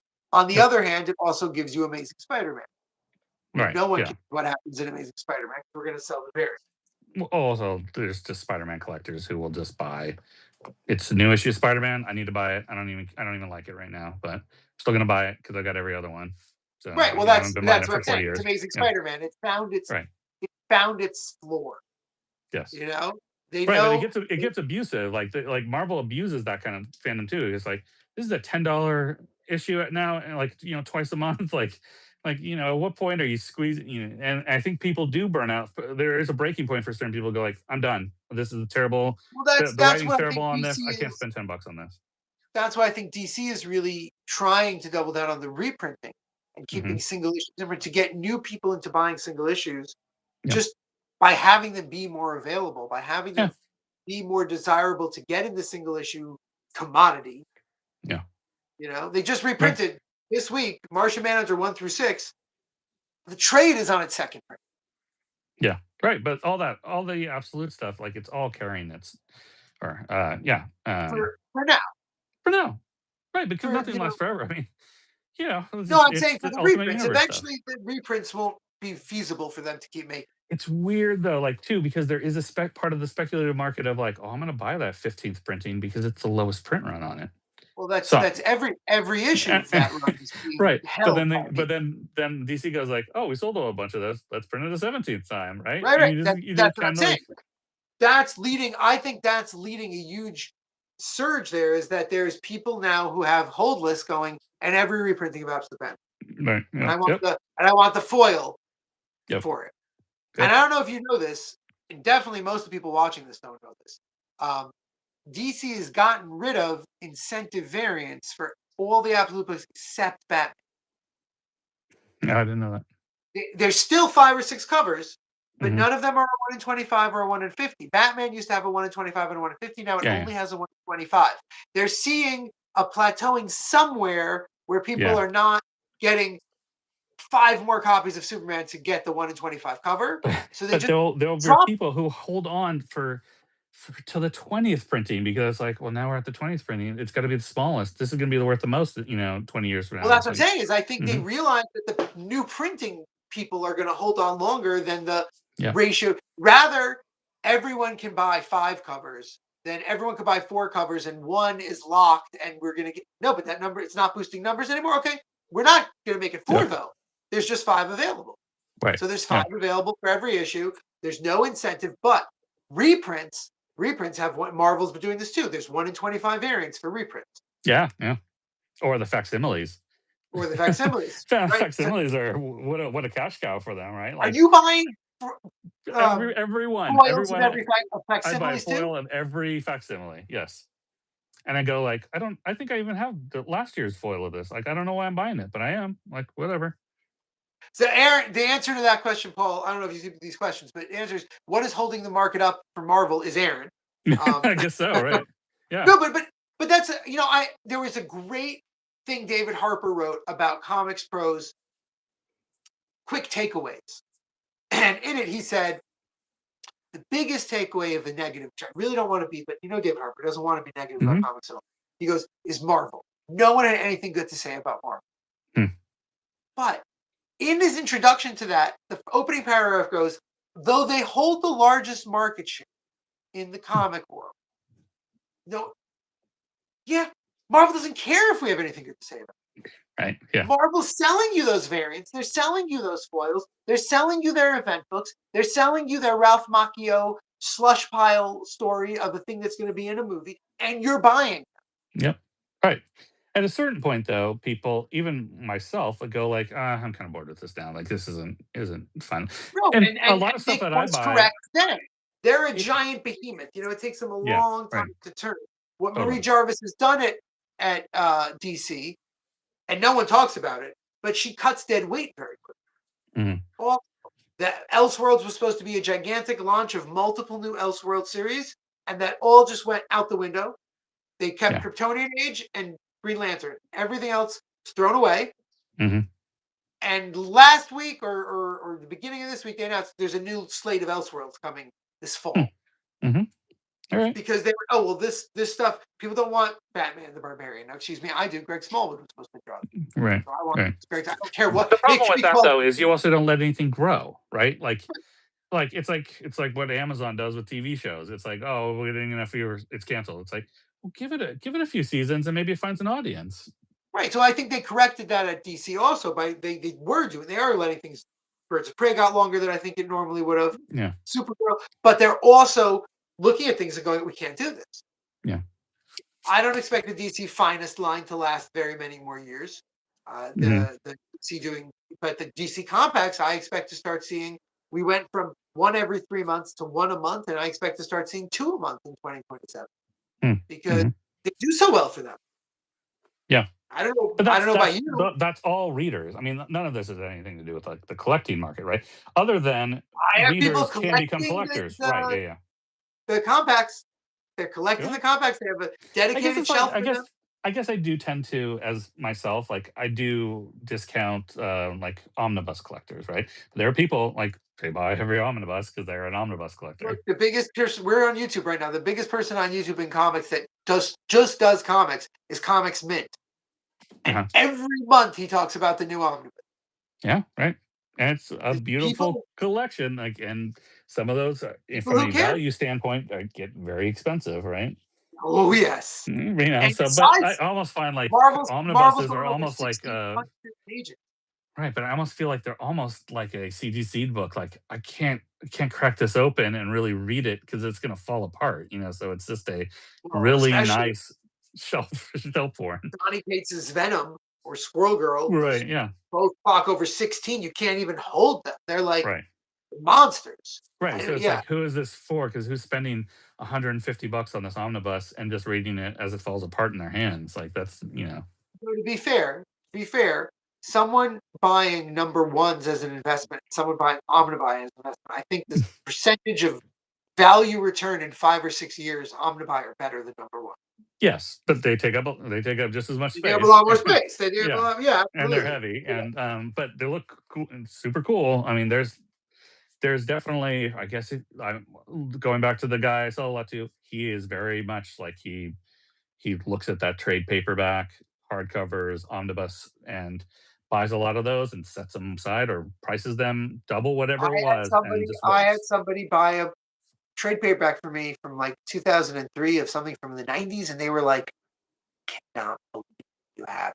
Mhm, And I'm like, got traded in or something, but it was, it's so rare that we put it at cover price rather than half price. And they're mhm, like, yeah, I've been looking for this for 10, 15 years. And I'm like, on the internet? And they go, no, in mhm, stores. I'm like, oh, because on the internet you can find all this stuff. Like, mhm. I went through Tony's books. There's stuff that he had that is all you could find is someone in A books who priced it at $1,000. Yeah, yeah, It's some art book from 1982. right, yeah. There's rarity. But there has to be collectors looking. Yes, and some stuff And is so rare that now a new collecting doesn't even know it exists, like, it's the kind of thing, like, there's no market for it because people don't remember it anymore, they don't even know, like, well, what it is. EC is getting a small resurgence. I have these guys in their 30s and 40s coming in who are buying EC because they found it on a Facebook group or they found it in a group Hmm. following some artist they like I in think I Rosetta. think all those new books have to have made a difference too, right? Like, like, maybe not, I don't know, Owning they just EC. like them, like, Oh no, they're good books. I'm just yeah, saying I don't think they're making someone go seek out Harvey Kurtzman's, I guess maybe not, EC. yeah, right, But I think Tales from the Crypt, the show, was a cultural touchstone. mhm. So that Well, helps. pre-code horror in general is a big investment thing now, right? Like, where if you got money and you want to spend it, like, you don't want to buy your superhero stuff isn't either exciting or you're looking for Right. stuff on the margins, like, But that's what I'm saying. pre-code But they're still horror getting high new grade people. is big But they're value. still getting newer people in, which other investment kind of comics aren't always getting new people in who Yeah, who right. care about the whole world Yes, of it. They just right. want to invest in it. But in C, you're getting these people. I have people come in and look through Tony's stuff. They go, "You got White Indian in 4 different editions by Yeah. Frazetta." I'm like, they go, Mhm. they go, "These are worthless, but so cool." Yeah, And he has and a lot of profiles stuff of I buy Jack like that. David. Right. Profiles ran in the 80s, Yes, right? yeah, Yeah, so he has those of all these EC people. And they all go, "This is so cool." And then mhm, once in a blue, someone goes, "Wait, what squadrons do you have?" "Oh, I need these mhm. 3 squadrons," and they buy them. But the rest of it, it just sits. But it's new people who Yeah, get into yeah. it and get deep into it and love this artist and this whole And history of it. there's gotta be things on the internet that are because you see, I mean, YouTube does make a difference, like, people see somebody highlight something, and then suddenly everyone I goes think like, "Well, I'm gonna that's go look for I think that." that's Absolute Batman. I think Absolute Yeah. Batman is the internet. I think the Yeah, internet or even is the indies you see surging now, like, it's certain YouTubers go like, "Oh, this is a low print run," or, "You should check this out," or, Oh, sure, once in a blue moon, but right yeah, now I feel like the last month or so, anything that's exploded has just been that the mathematics of because I literally know 3 stores that just ordered very low on Dork sure. because But who told people, "Oh, Dork is something you should go try to well, find?" that's the feedback loop of the Right. the app, right? The Y key collector app being hot, being sought yes, for. right, exactly, Comics Tom and the Key Yeah, Collector and the, things like that, and but everyone goes, I "Oh wait, think I can't find that. I can't find that." yeah, right. And I think the internet is more, "Oh, you got to read this," or "You Yes. got to," Oh, totally. Like, Absolute Batman is "Oh, this is really cool," and then it brings in both people who wanna read it and who then go like, "Oh, there's value here, I'm gonna go find it too." No, that's one of those things. It's a very hard line for me to walk. Someone starts coming in and they're talking about Absolute Batman. They're talking about getting every issue, and I want to be supportive. I want to help them read it, but then they'll start talking about, well, I already own the trades, Yeah, and I'm like, so why are you buying the issues? They go, to have the issue, and yeah. I'm like, have you read Absolute Wonder Woman? Have you read Mhm, mhm. Morrison Batman right now? Like, there's something else you can read, and well, Yeah, especially with Absolute but Batman, my I point get is that to too, them, like I think back like to when I first started. Like, I mean, I don't. I've talked about this on lots of other shows. When I first got back into comics, is because I got an iPad, and it was when the first iPad came out. And Right, it's like right. I looked up, I'm like, I don't know, there wasn't much you could do with it. I'm like, oh, I'll read something. I'm like, maybe I should look in like what are comics up to now, right? And I looked up like what are the best comics of Great this is comicsology, this right? is pre-comicsology. Like that Pre-com. didn't Oh, the exist. Yeah, yeah. first doc.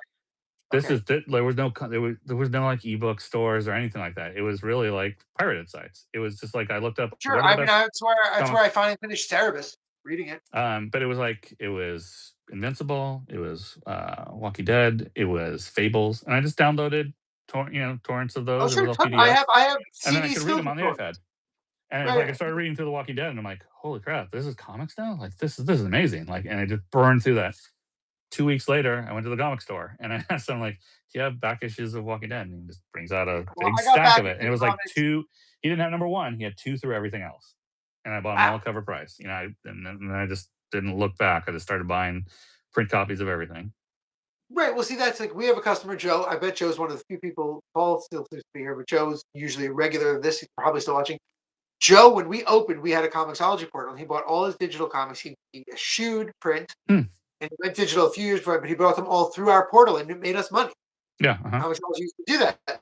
And um, he's slowly moving back to print, but I feel like people who read comics, the collecting is to facilitate the joy they get. Hey, Joe's still here. To facilitate the joy they get from these stories.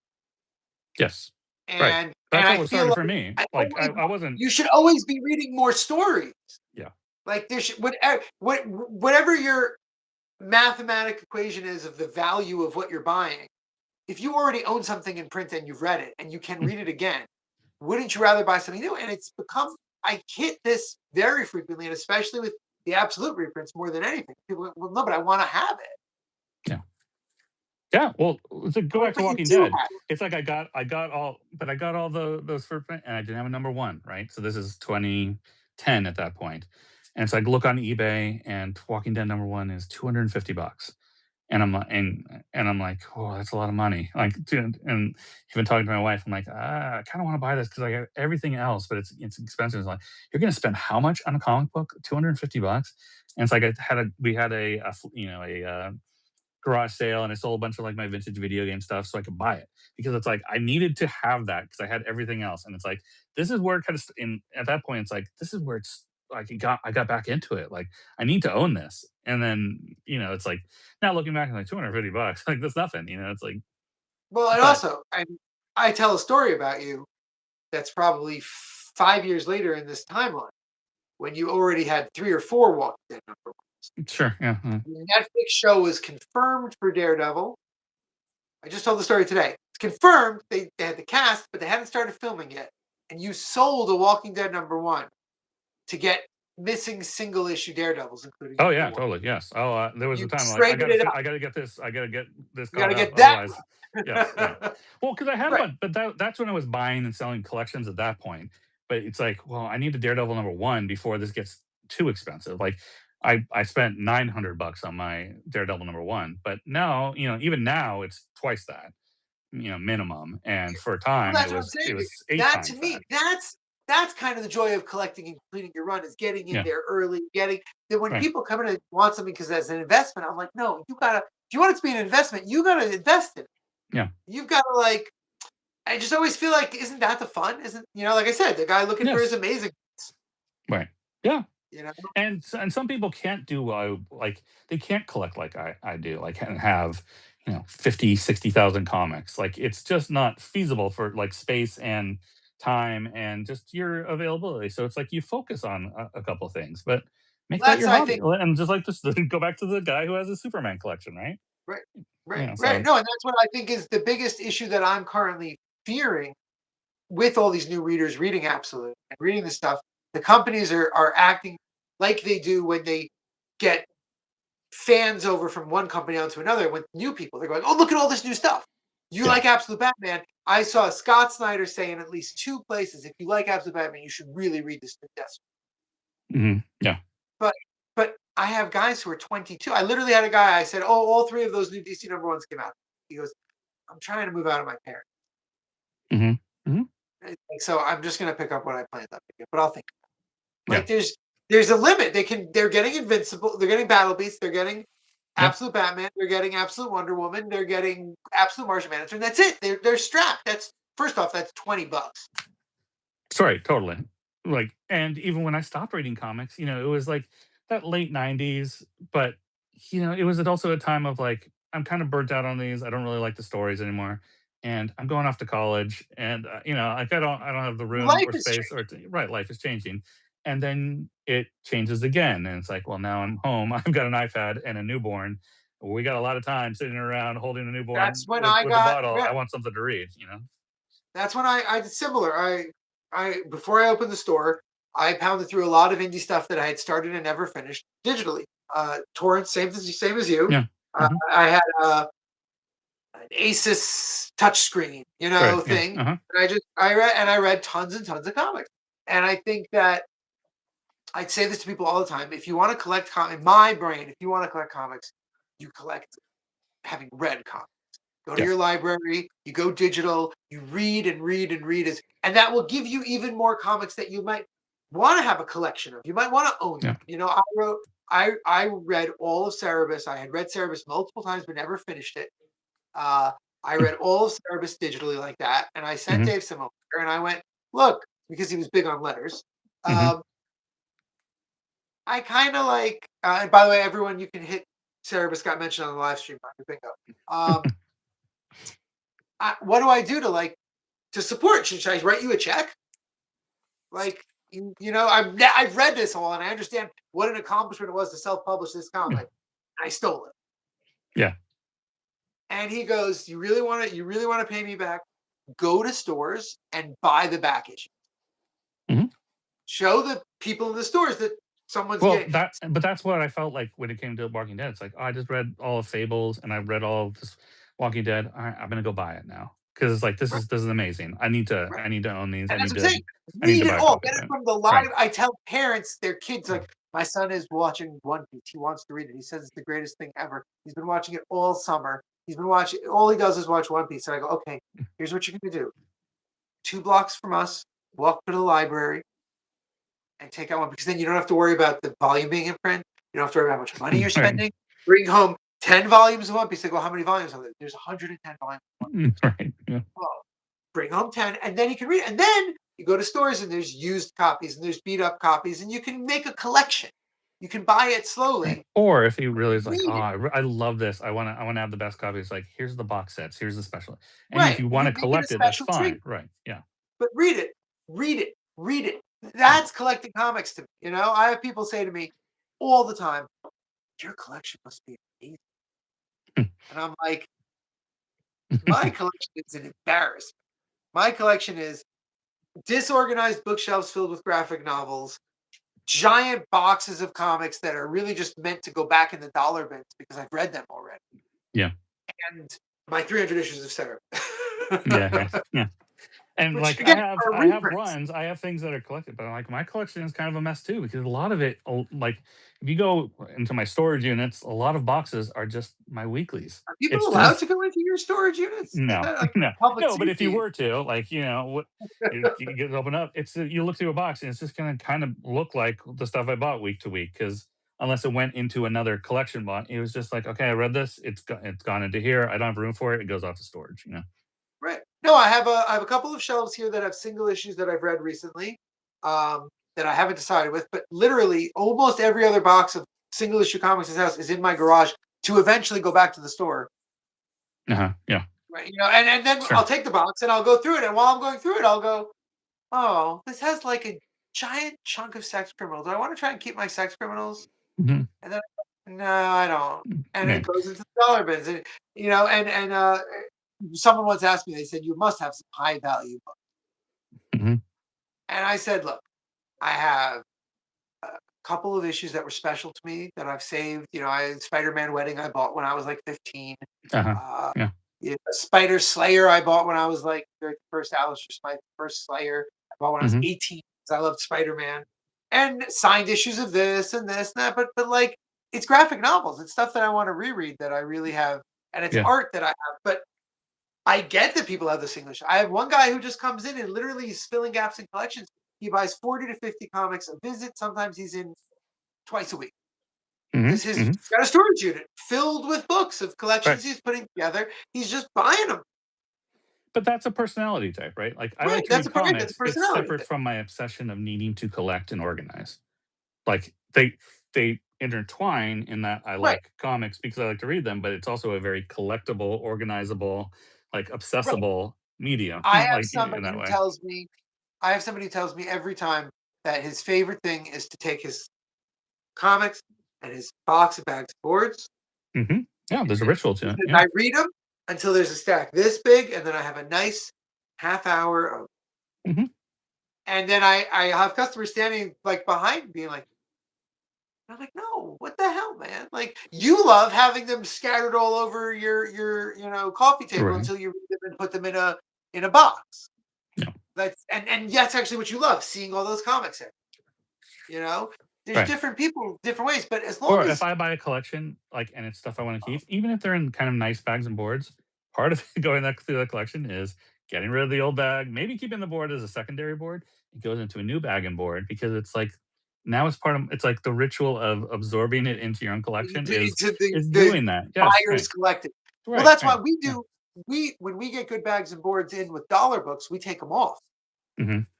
and they go in the dollar bins without, Yeah. and then we give them away. People always go, "Oh, can I get it back?" I'm like, "Yeah, yeah." And they go, "How much are they?" No, no, they came off of the dollar book. Hmm. People go, so I've occasionally had like, "Oh, I don't really want." Right, And I'm right, like, "You don't."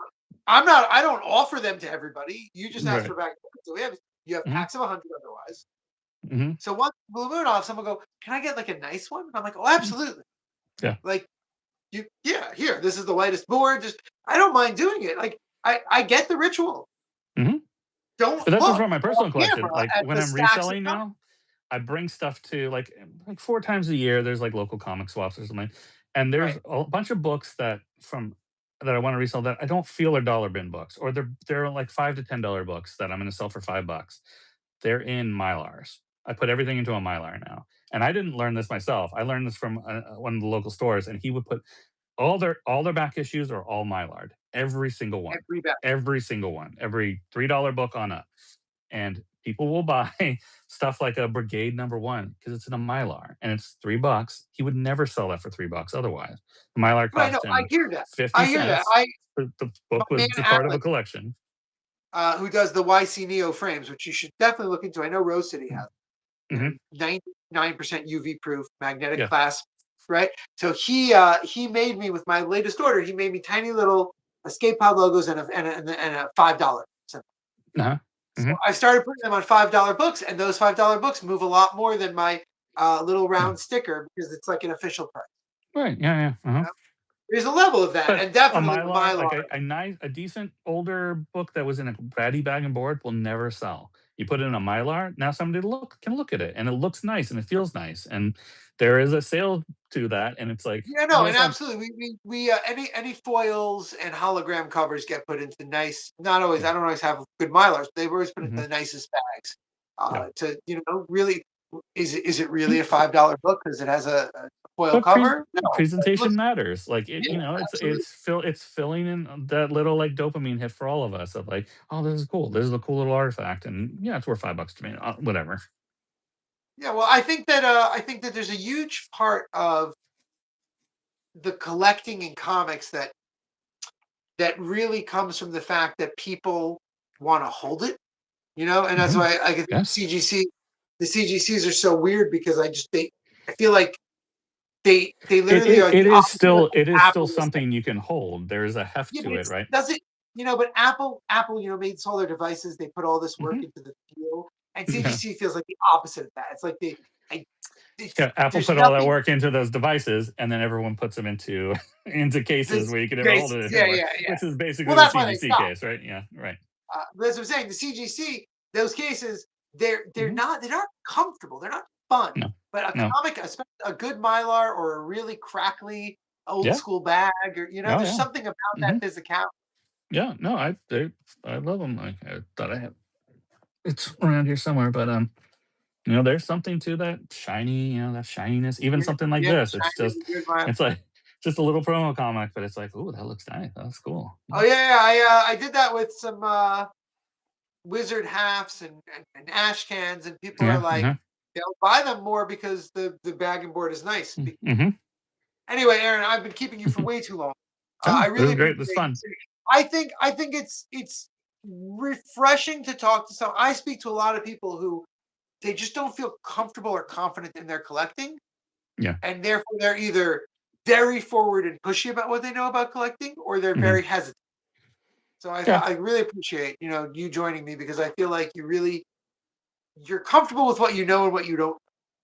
Yeah, well, then part of the fun of it is you get to learn something. Like it shouldn't, like, if like it'll get boring if you just, like, I see a lot of dealers who just don't have any joy in it anymore, right? Like they don't really like comics. It's just, all right, let me look through this. All right, I can resell this. The rest of this is just a burden for me, right? I mean, that's the praise I get all the time from people. They're like, "Wow, you really love this. You really," and I'm like, Yeah.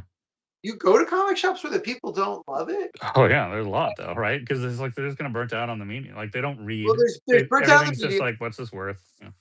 There's burnt down the medium. There's also you go to comic shops that sell comics, but the person working there is the card guy. Yeah. Right. Yeah. So he doesn't. And Hmm. worse, much worse though, is there's people who are very excited for comics, but they're very excited for what they're very excited for comics. The Right. store sells all the other stuff. I'm not. The Yes. stores are great, but then they're like, you're like, do you have the new Jujutsu Kaisen? And they're like, yeah, it's over there. And you come up and you're like, have you been reading this? Is this good? And you go, oh no, I don't read that. And that's what's weird to me because I don't read I mean, Jujutsu there Kaisen either. there are there are even worse examples of that, of Oh stores yeah, that yeah, get like I'm being actively turn people off to right, comics because right. like, I'm not talking about actively. I'm just yeah, saying my thing is that I'll go, oh, I don't read Jujutsu Kaisen. I read the first couple, looks great, but I just read too much stuff. I don't keep up with it. right. But really, they go, you seen the anime? And then I have to go, well, I don't watch anything. Just read. And they go, oh, but I'm trying to match their interest and their passion with it. Yeah, right. And that's I think one of the joys of collecting is you come in and someone's like, Yeah, I they're sometimes, in even it. if I'm at a store and I see somebody buying something and they're really excited about it and maybe they're not getting the feedback, I go like, what's cool about that? Because it's like, I don't know. I haven't read it. Like it's not something on my radar. Like I talked to one of the store owners, like how it's fun to see somebody excited about something, like, and that maybe you're not into it, like have them show you why this is cool, right? Like, and That's then you the look at it joy and go with like, Absolute I never Batman. even thought about that. Maybe I'll give it a try. That's what joy for me with Absolute Yeah. Batman is that like it's 100% not a book for me. Yeah. Like I just it doesn't do much for me. But Hmm. people come in, they're talking about it, and they're so excited by it, Yeah. and they're so into like they're like he's just such a brute. He's so ugh. And Hmm. I'm like, yeah. Did you read the Wonder Woman crossover issue? Because I love how Kelly wrote him for that. And they go, oh, I didn't read the crossover. Is it good? I'm like, oh, it's so good. They're like, I read the one in Batman, and I'm like, right, but read the and then Right. read the one. And like there's so much to share and so much joy of this stuff. Yes. And Right. I really, especially if people are collecting, and they'll say to me like, "It's stupid, but like this cover just looks so funny." And I'm like, "Are you joking? That's why it's $3." Yeah. That's because it's Yeah. it's it's a funny cover. Like, like we were talking about earlier, like that was the fun of like early Twitter, was like everyone was like sharing their joy of comics, right? Totally. There wasn't the toxicity of it. It was like, oh, you should check this out, or oh, read this, or I'm really into this, and then somebody would respond to it. Like Well, I that was Book can't Talk. recapture that anymore. Book Talk went through this for a minute, right? Where Hmm. everyone was just enjoying things, and then it became Book Talk slash Colleen Hoover, and it was just like, Yeah. oh, is this? And it's like, well, but those books are popcorn and fun for a reason. Yeah. And that's why people. Yeah. And But I that's think like comics it's an Twitter. example of the internet. It all Well, it no, I all. think comics Twitter has gone in the other direction. Frankly, this is why we do. I have an interview show that I just started that is far more edited than this and more prepared. This is like a Mm-hmm. free thing, where the whole premise is I can't handle comics Twitter being so positive all the time with no substance. Oh, sure. Yeah. Huh? Like all these shows are literally like us, except that instead of in your place is not a collector, but it's a creator pitching their thing. Yeah. Yeah. And the guy's like, softball question, and Hmm. then you just pitch, pitch, pitch. Is it hard writing a corporate character after so many years doing it? And it's just Hmm. like, are you Yeah. So I just started. I did one with Jim Rugg. Hmm. Um, the point is, the name of the show is "Explain Yourself." Hmm. And the point is like obviously I want them to. So Jim ended up talking about the Tyrant Kickstarter, which is live right now. You Hmm. know, but doing it through like a what are you doing right? Like what's exciting to you? What's exciting about comic books? What's not? Let me picture my new thing. Yeah, yeah, right. You Deeper know, and I think conversations. Yeah. that I feel like Twitter was so good for that in the Yes. beginning. Oh, for sure. Yeah. You know, you have people go, "Oh, I don't really like any X-Men but Claremont's, so I really don't think this Jason Aaron Wolverine thing is for me." And then other people Hmm. come and go, "No, no, no, that's exactly what you want. You like the school mixed with the, you know." Well, Yeah. yeah, but I kind of love this. Oh, well, have you seen this art? And they, oh, I did, and it would just create a Yeah. conversation, which I Right. feel like we're all of our internet is lacking conversation. Yes. Right. Oh, it's all fractured. It's. I mean, but it's in.